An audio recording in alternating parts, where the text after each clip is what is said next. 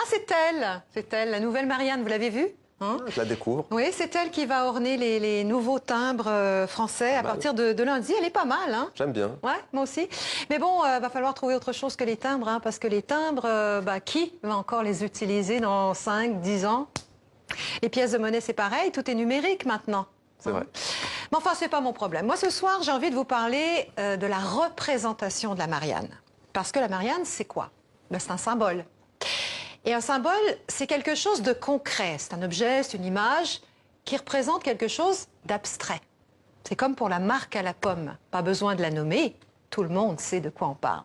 Ben, la Marianne, c'était un peu pareil. La République, c'était trop théorique. Il fallait que les gens personnifient la République. Ça a donné la Marianne.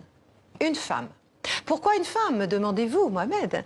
Eh bien, parce que cette représentation féminine, elle existe déjà au moment de la Révolution. C'est l'allégorie de la liberté dans l'Antiquité romaine.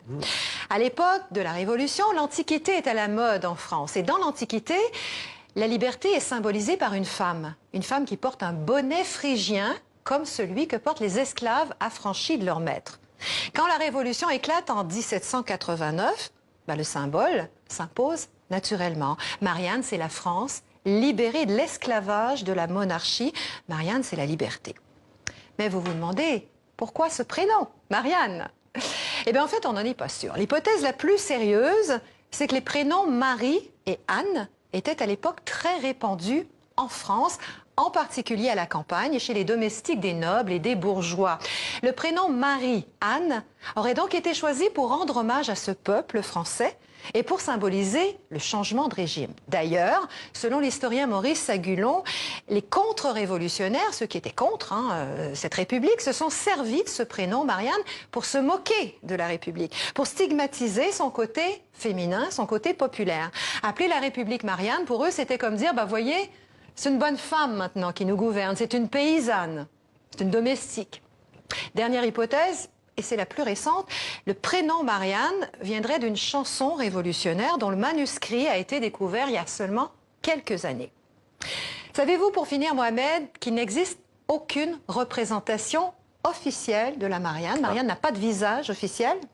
Alors on sait qu'il y a eu beaucoup de modèles, il y a eu Brigitte Bardot, il y a eu Catherine Deneuve, mais l'un des visages les plus marquants pour moi, c'est cette Marianne là qu'on voit, cette Marianne en pleurs. Elle apparaît en novembre 2015, au lendemain des attentats de Paris et de Saint-Denis. Via les réseaux sociaux, elle va faire le tour du monde. Et puis l'une des plus célèbres au monde, c'est la Statue de la Liberté, offerte par la France aux États-Unis à la fin du 19e siècle. Elle n'est autre qu'une Marianne. Elle représente ce que les deux républiques avaient en commun, la liberté. Linda Giguère en mode professeur d'histoire, ça vous va bien, professeur d'histoire? Merci beaucoup. On a appris beaucoup de choses. On a appris beaucoup de choses en tout cas. Merci à vous.